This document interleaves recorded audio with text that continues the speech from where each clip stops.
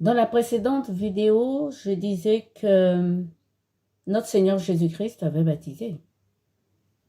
Ouais, il a baptisé. Il a baptisé ses apôtres dans le Cénacle, nous le savons. Mais il a baptisé que ses apôtres. Donc, tous ses disciples qui étaient dans le Cénacle. C'est dire qu'il a donné le Saint-Esprit seulement à des personnes précises qui devaient faire un travail bien précis. C'étaient ses serviteurs. Contrairement à la moisson, qui sont les serviteurs de Dieu. Il faut faire la part de choses entre le reste du monde, qui même n'étant pas baptisé, servent quand même Dieu. Et donc le Saint-Esprit ici, que le Seigneur Jésus-Christ a donné à ses apôtres, on pourrait dire que c'était le Saint-Esprit pour la proclamation de l'Évangile. Passons à ces apôtres, une fois que notre Seigneur est monté. On prend Saint-Pierre. Saint-Pierre a baptisé. Aussi, mais par l'imposition des mains. Dès que notre Seigneur Jésus-Christ est parti, après la Pentecôte, les apôtres baptisaient par imposition des mains. Prenons le cas de Philippe. Quand il est allé en Samarie, il n'a pas voulu baptiser du Saint-Esprit. Il a attendu d'abord que Saint-Pierre vienne pour le faire. Et Saint-Pierre n'a pas donné le baptême à tout le monde. Il a refusé d'imposer les mains sur ce sorcier de la Samarie. Vous voyez qu'il y avait une crainte pour le baptême du Saint-Esprit. Je prends ce couple-là qui avait vendu leur terrain et qui ont menti au Saint-Esprit. Vous avez vu qu'ils sont tombés et morts sur le champ. Dieu punit ceux qui ne respectent pas le Saint-Esprit, ceux qui ne le respectent pas. Et oui, nos anciens, comme je le disais, ne savaient pas. Ils n'avaient pas découvert Dieu. Et c'est Saint Paul qui nous le dit. Ils n'avaient pas découvert Dieu malgré toute leur sagesse. Jésus-Christ, lui, il nous l'a découvert. Dieu est esprit. Et donc tous ceux qui profanent ou qui injurient seront condamnés à mort. Et Jésus-Christ l'a dit. Ils ne seront pas pardonnés. C'est les textes que nous avons lus. Ils ne seront pas pardonnés ni dans ce temps, ni dans l'autre. Continuons. Saint Paul, l'apôtre des nations, comme je l'appelle, lui aussi il a baptisé, par imposition des mains. Mais qu'est-ce qui s'est passé pour Saint Paul, malgré qu'il baptisait les autres? Il avait un démon en lui. Oui, le Seigneur lui a envoyé un démon pour ne pas qu'il tombe dans l'orgueil.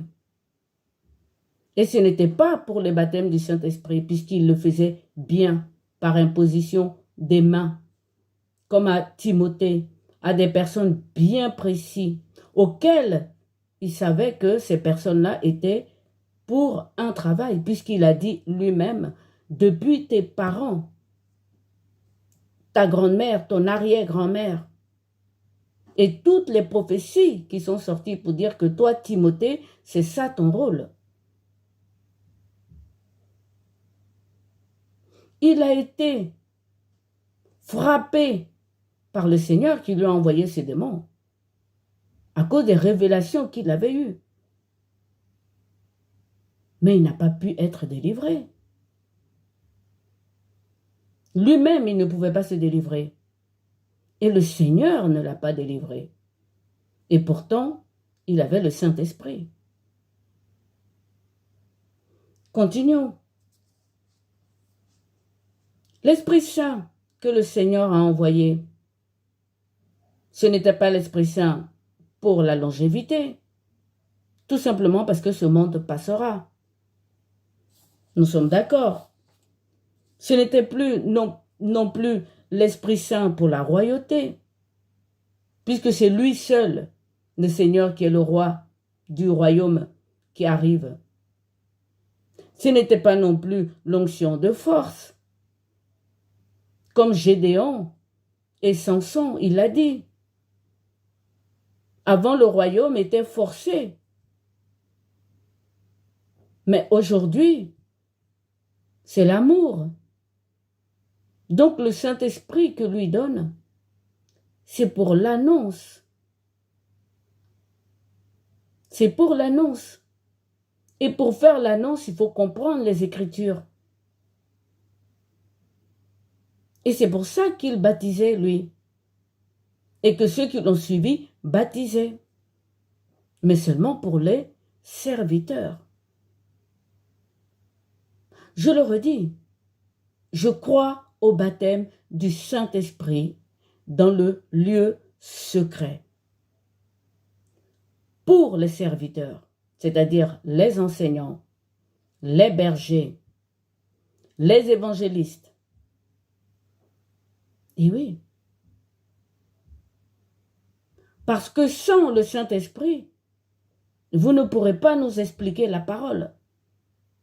Sans le Saint-Esprit, vous ne pourrez pas nous enseigner la parole. Et donc, vous recevez le Saint-Esprit, vous, pour nous expliquer la parole. Nous, notre Esprit Saint, nous le recevons, je le répète, dans la lecture de la Bible. Je vous explique pourquoi. Jésus-Christ a dit, le royaume des cieux est comme une perle précieuse. Une perle précieuse. Il l'a comparé encore à un levain qu'une femme prend pour mettre dans une pâte pour que celle-ci gonfle. Les enseignants, vous êtes là, perles précieuses. Les bergers, vous êtes là, perles précieuses. Vous êtes les docteurs, les traducteurs de la parole. C'est vous qui êtes le levain. Et donc, vous êtes la perle précieuse. Et vous recevez le baptême du Saint-Esprit. Souvenez-vous que vous serez plus lourdement jugés que la moisson ou que les saints, que vous vous équipez pour servir Dieu. Mais vous êtes les serviteurs du Christ. Donc le Saint-Esprit, c'est doucement, c'est à petite dose, parce que c'est trop puissant. Vous envoyez ces personnes dans le péché. Imaginez-vous, vous donnez le Saint-Esprit comme vous le faites. Vous pouvez le donner à des sorciers. Saint-Pierre n'a pas voulu. Vous pourrez le donner à des personnes qui vont aller tomber dans l'adultère, à des personnes qui vont encore changer de religion. On ne sait pas. Et vous allez me dire, mais s'ils ont le Saint-Esprit, comment ils vont faire ça? Comment est-ce que David a pu le faire? Comment est-ce que Saül a pu le faire? Comment est-ce que Moïse a pu douter? Mais évidemment, Saint Pierre dit, comme des chiens, ils vont retourner à leur vomi.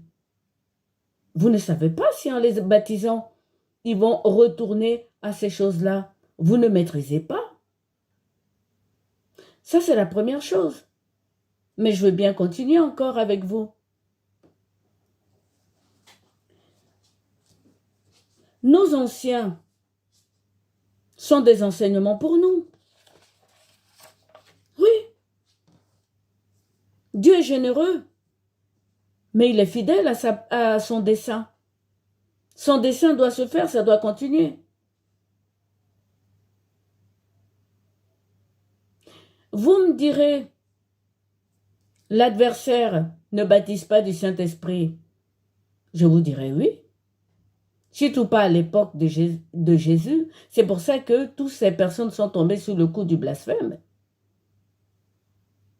Mais l'adversaire, frères et sœurs, vous qui baptisez comme ça du Saint-Esprit aujourd'hui, il est malin. C'est un tentateur. Voyons les tentations qu'il a fait à Jésus très rapidement. Il a dit, transforme ces pierres en pain. Action d'éclat. Il lui a dit, jette-toi du haut de la montagne.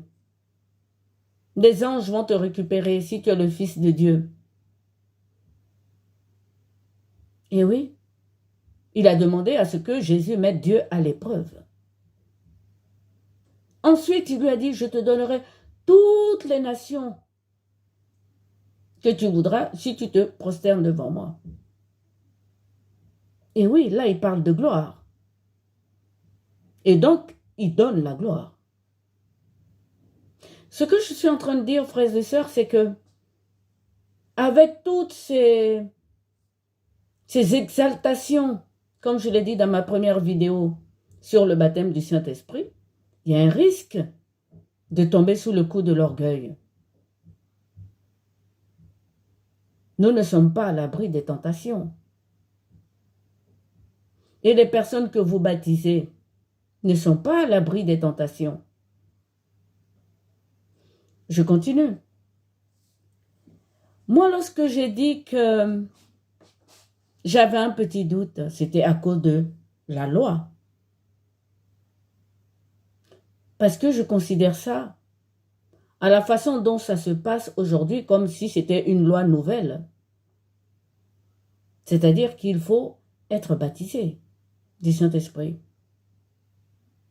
C'est-à-dire qu'il faut connaître un miracle de guérison, de délivrance. Comme si le baptême par immersion d'eau seul ne suffit pas.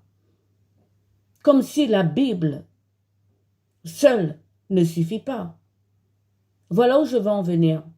Nous sommes dans les temps de grâce, frères et sœurs. Nous avons à accomplir les prophètes et la loi. Le Seigneur l'a dit, un iota, une virgule de l'écriture ne sera pas finie. Il faut qu'on l'accomplisse tout.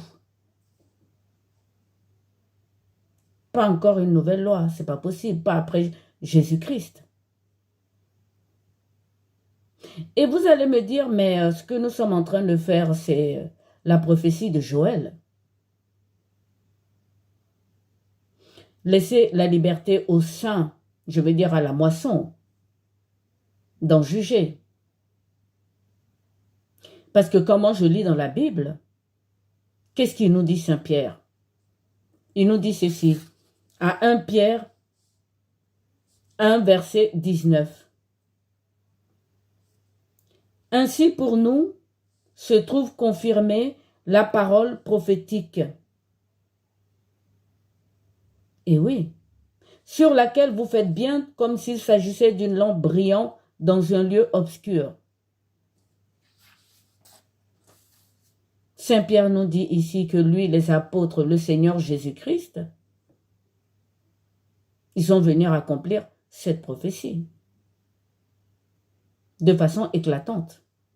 qu'on appelle la Pentecôte.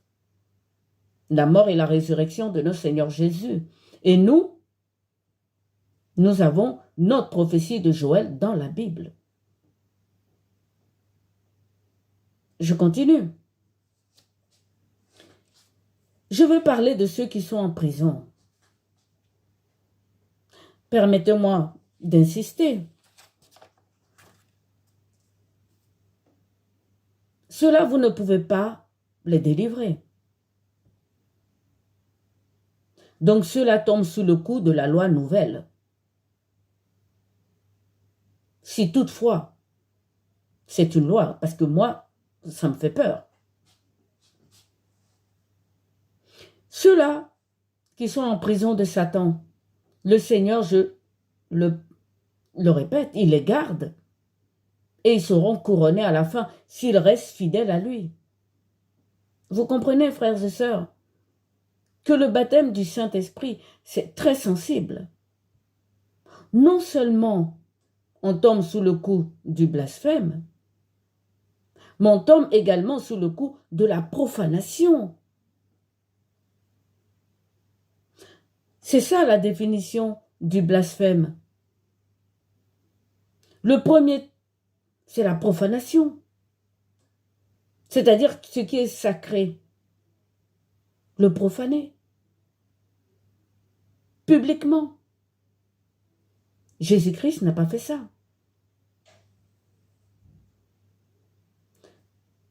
Ou injurier Dieu. Ceux qui vont revenir à leur vomi. Ceux qui vont changer de religion. Vous ne savez pas. Ce sont des trop grandes masses.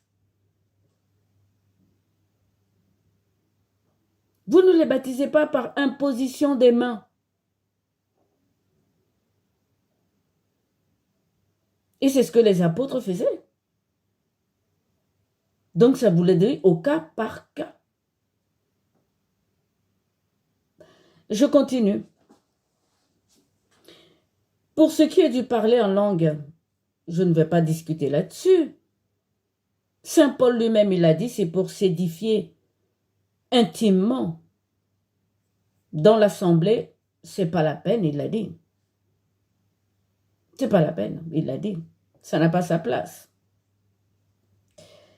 Un dernier point que j'aimerais parler avec vous, et c'est très important, c'est que c'est Matthieu 24, 24. Je pense que vous le connaissez tous. Je pouvais faire ma vidéo sans en parler, mais il faut bien que j'en parle. Matthieu 24, 24. Car il s'élèvera de faux Christ et de faux prophètes. Ils feront de grands prodiges et de miracles, au point de séduire, s'il était possible, même les élus. Avant de continuer, je vais lire également, je l'ai mis de côté, il faut que je le trouve, voilà. Saint Matthieu, verset 7. Il dit ceci, Saint Matthieu 7, verset 21 à 23. Ce ne sont pas ceux qui répètent « Seigneur, Seigneur » qui entreront dans le royaume des cieux, mais uniquement celui qui aura fait la volonté de mon Père qui est dans les cieux. Quand ce jour-là viendra, beaucoup me diront « Seigneur, Seigneur, si nous avons prophétisé, c'est à cause de toi. Si nous avons chassé les démons, c'est à cause de toi. Et c'est à cause de toi encore que nous avons accompli des actions d'éclat. » La réponse du Seigneur, et ça fait mal. Alors je me prononcerai à leur sujet. Jamais je n'ai eu affaire à vous. Jamais je n'ai eu affaire avec vous. Écartez-vous de moi. Vous avez fait le contraire de l'enseignement.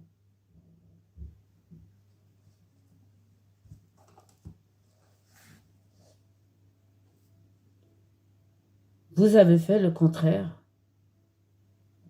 de l'enseignement.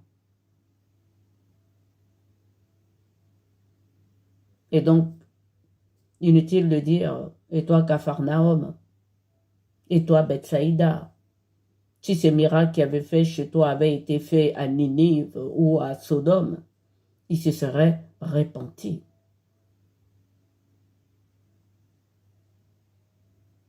Je crois au baptême du Saint-Esprit, mais seulement pour les serviteurs du Christ.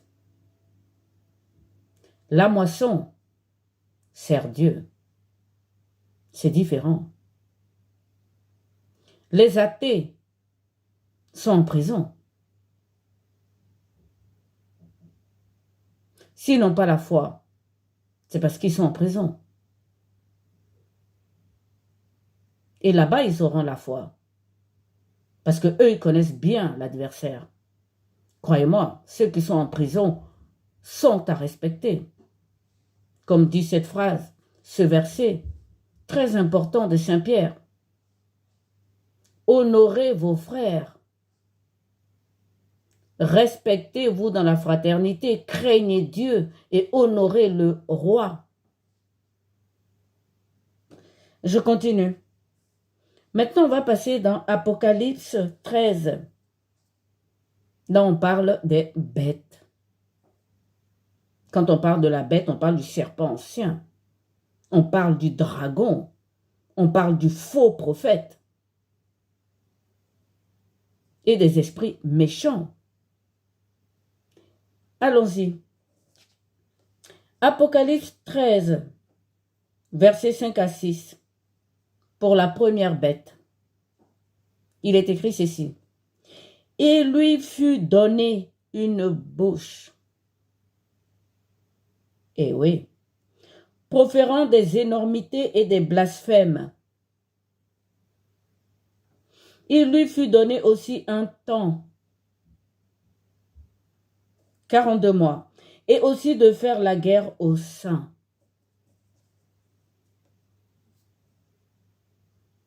Eh oui. Dieu a donné la parole à la bête. Dieu lui a donné la parole. Je veux dire que Dieu a donné pour faire son dessein, accomplir son dessein jusqu'au dernier jour. Il a donné le pouvoir à l'adversaire. Je continue. Apocalypse 13, verset 12. Pour la deuxième bête. Elle exerce, cette deuxième bête, tout le pouvoir de la première bête. La parole, la guerre aux saints. Et oui. Elle a ce pouvoir, la deuxième bête. Mais il lui a donné encore d'accomplir de grands signes jusqu'à faire descendre le feu du ciel sur la terre. Le feu du ciel, qu'est-ce que c'est? Et cette même prophétie a été dite par Daniel. Faire descendre du feu du ciel. La Pentecôte, quand ils ont été baptisés, il y avait des langues de feu. Je ne sais pas, peut-être que vous voyez, vous, des feux de forêt. Mais moi, je ne vois pas les feux de forêt. Voilà. Il lui fut prêté un prêt, souffle. Voyez, Dieu lui a prêté le souffle pour que l'image de la bête parle et donc aussi marche. Qu'elle vive, quoi. Vous voyez le pouvoir que Satan a?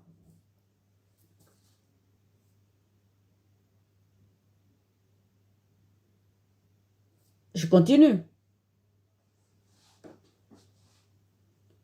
Ceux qui sont en prison, que vous ne pouvez pas délivrer, qui sont fidèles à Jésus-Christ, qui vont recevoir la couronne.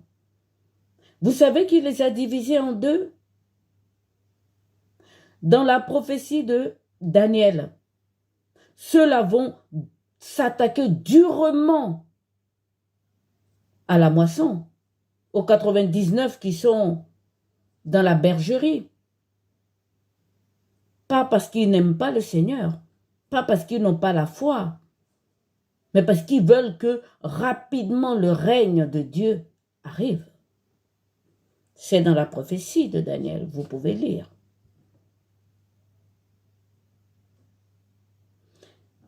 Frères et sœurs, voyons déjà ce que c'est que le Saint-Esprit pour les communautés. J'ai parlé de la puissance du Saint-Esprit pour les anciens. Longévité, royauté, mise à part, etc. Mais là, pour les communautés, il y a une communauté à part qui dit que le Saint-Esprit, il y a la crainte de Dieu, ils appellent ça les dons. Crainte de Dieu, c'est très important.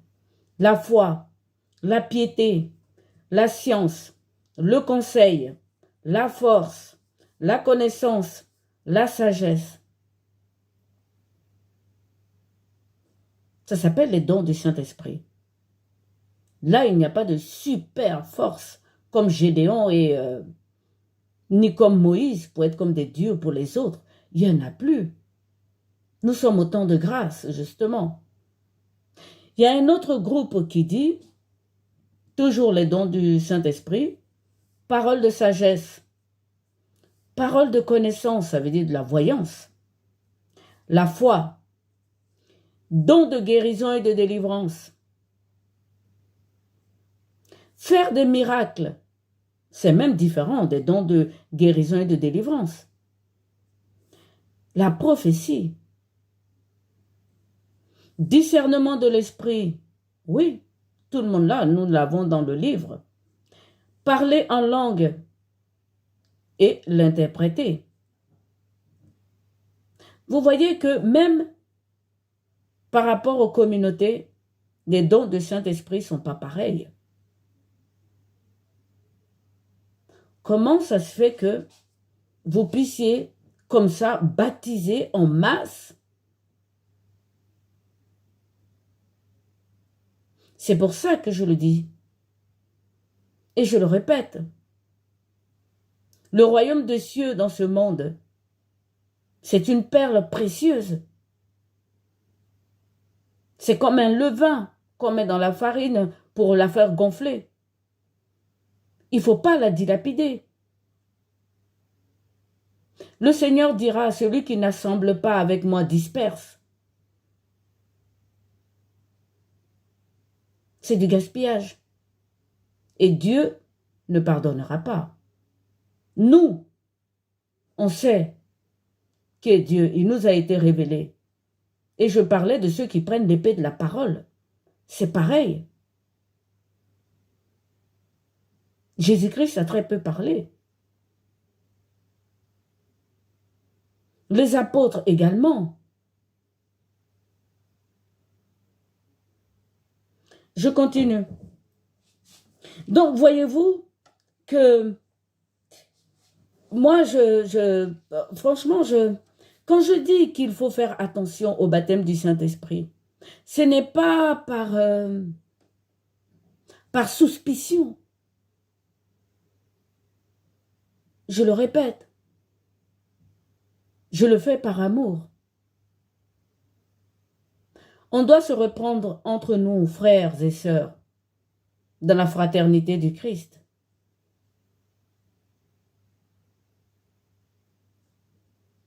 Mais vous-même regardez. Vous dites que c'est la prophétie de Joël. Mais la prophétie de Joël, elle est dans la Bible.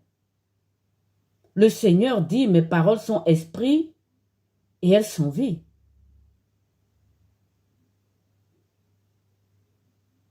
Il le dit. Nous ne sommes pas dans notre monde, nous les chrétiens. C'est pour ça qu'on doit se faire humble et petit. Je l'ai dit dans ma précédente vidéo, la prospérité, ce n'est pas le signe d'une église triomphante. Encore moins les miracles. Les miracles et les guérisons, ce sont des petits signes d'encouragement. Oui, ce sont des signes d'encouragement pour sceller, si vous voulez, la foi de certains.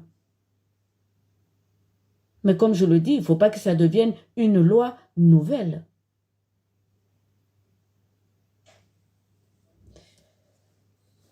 Je continue. Je voudrais parler du baptême que Jésus-Christ a fait à ses apôtres. Et vous comprendrez pourquoi je dis ça. Le baptême d'immersion d'eau, il en a fait 2. Et oui, ils ont reçu celui de Jean le Baptiste, et lui, le Seigneur, il les a lavé les pieds pour qu'ils soient ensemble. Et le baptême du Saint-Esprit, pareillement. Vous allez me dire, mais ils ont été baptisés 3 fois. Oui. Le Seigneur a soufflé sur eux. Première fois, son haleine. Je l'ai déjà dit. Ça reste toujours très proche. Un groupe de personnes. Parce que tout simplement, ceux qui reçoivent le baptême du Saint-Esprit seront plus sévèrement jugés. Et je le répète, ceux qui sont en prison ne seront pas jugés. Les 99% qui sont dans la bergerie, qui sont dans vos communautés, seront jugés. Le Seigneur leur demandera, j'avais faim, m'as-tu donné à manger? J'avais soif, m'as-tu vêtu? J'étais en prison, es-tu venu me visiter? C'est un jugement. Ils seront ainsi jugés. C'est pour ça que l'enseignement est important. Et tout le monde sait que quand on prend la Bible, qu'on lit, il faut avoir le Saint-Esprit pour le comprendre. Mais dans le lieu secret, Dieu opère dans le secret. Le Fils l'a dit et redit. Entrez dans votre chambre, fermez la porte. Priez votre Père qui est dans le secret, il vous le rendra.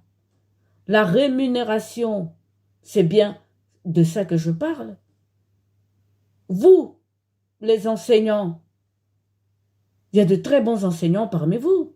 Moi, j'ai reçu beaucoup d'enseignements par rapport aux pasteurs, aux prêtres.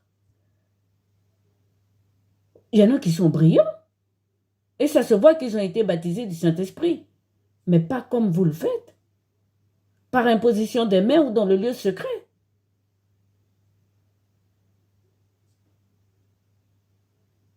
Frères et sœurs,